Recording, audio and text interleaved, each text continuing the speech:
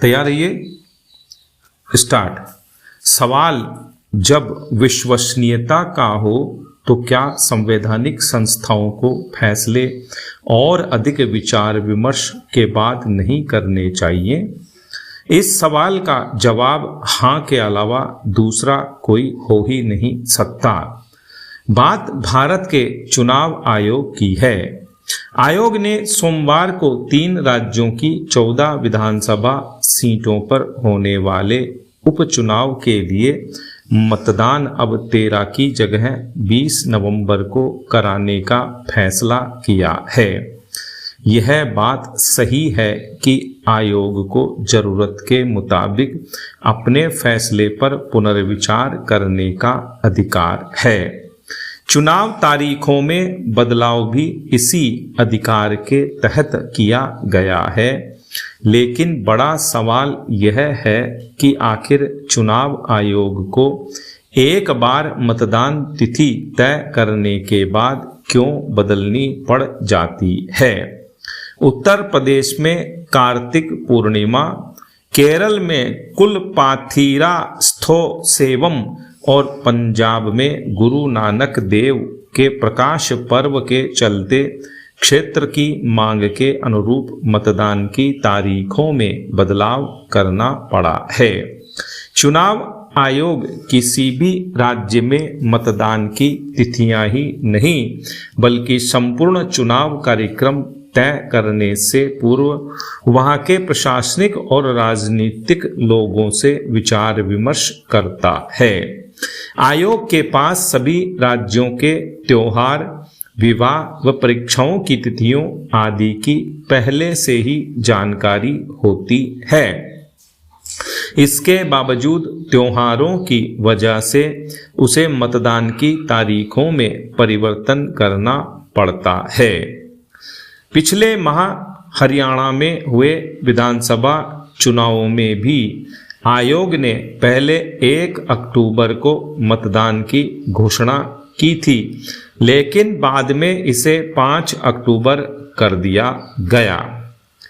कारण बताया गया कि विश्नोई समाज के एक पर्व के कारण मतदान तिथि में बदलाव किया गया है। हरियाणा में भी चुनाव कार्यक्रम तय करने से पूर्व चुनाव आयोग के दल ने राज्य का दौरा किया था। प्रशासनिक और राजनीतिक दलों के प्रतिनिधियों से राय मशविरा भी हुआ था। आयोग इतने अहम पर्व की जानकारी जुटाना आखिर क्यों भूल गया? इन राज्यों में भी आयोग ने गहन विचार विमर्श किया होता तो शायद मतदान तिथि बदलने की नौबत नहीं आती।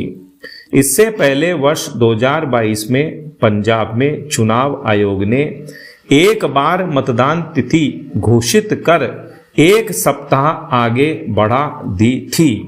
राजस्थान में गत वर्ष हुए विधानसभा चुनावों में भी इसी तरह विभाग का ऐबूझ सावा टकराने के कारण मतदान तिथि में बदलाव करना पड़ा था। आयोग की मंशा सही हो सकती है, लेकिन ये तमाम सवाल इसलिए भी उठते हैं क्योंकि अनेक राजनीतिक दल आयोग के फैसलों में बदलाव के लिए ऊपरी दबाव को जिम्मेदार ठहराते रहे हैं। चुनाव आयोग दुनिया के सबसे बड़े लोकतंत्र में चुनाव प्रक्रिया पूरी कराता है। उसे ऐसे बेवजह विवादों से बचना ही चाहिए। पैरा, राजस्थान की झोली प्रकृति ने विविधताओं से भरी है। भौगोलिक जैव विविधताओं और सांस्कृतिक विविधता के साथ ही यहाँ दुर्लभ खनिज पदार्थों की बहुतायत है। कभी विकसित कहे जाने वाले राज्य अपने विकसित भूभागों पर उपयोग के लिए हमारे यहाँ से आवश्यकतानुसार फसल खनिज का दोहन कर ले जाते थे और हम बीमारू राज्यों का हिस्सा बनने रहने पर अभिशप्त थे।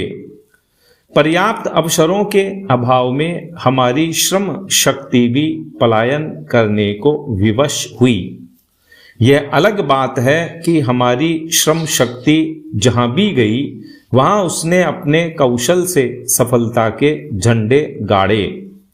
अब जब परिवहन के साधन पर्याप्त हैं, सड़कों का जाल बिछ गया है, विकास का आधारभूत ढांचा खड़ा होने लगा है, तब हमें यह चिंता भी करनी होगी कि जो नेमत प्रकृति ने हमें उपज और खनिज के रूप में दी है, उसका हम ज्यादा से ज्यादा उपयोग हमारी समृद्धि को बढ़ाने में कर सकें।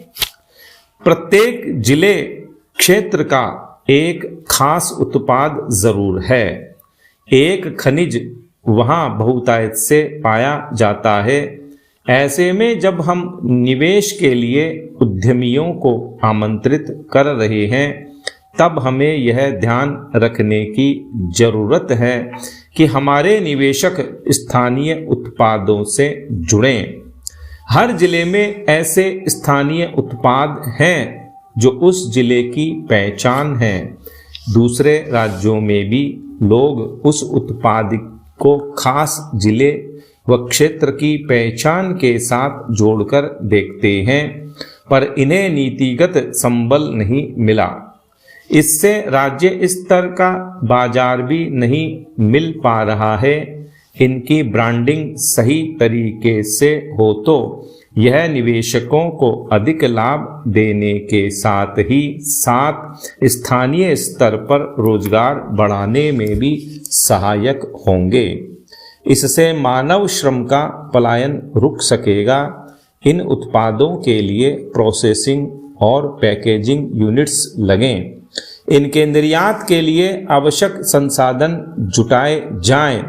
देश के ही अन्य हिस्सों तक इन उत्पादों की पहुंच सुनिश्चित हो, इसके लिए विशेष ब्रांडिंग अभियान चलाने की आवश्यकता है। कुछ उद्योग तो नीतिगत विसंगतियों का भी दुष्परिणाम भुगत रहे हैं। सरकारी विभाग आपसी तालमेल और करों से होने वाली आय का थोड़ा लाभ त्याग कर उद्योग के हित में निर्णय करें तो भविष्य में प्रदेश के लिए आर्थिक समृद्धि के नए द्वार खुल सकते हैं।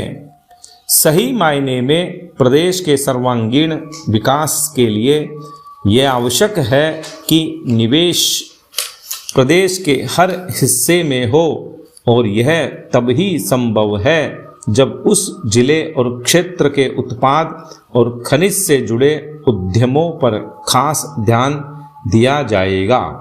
स्टॉप।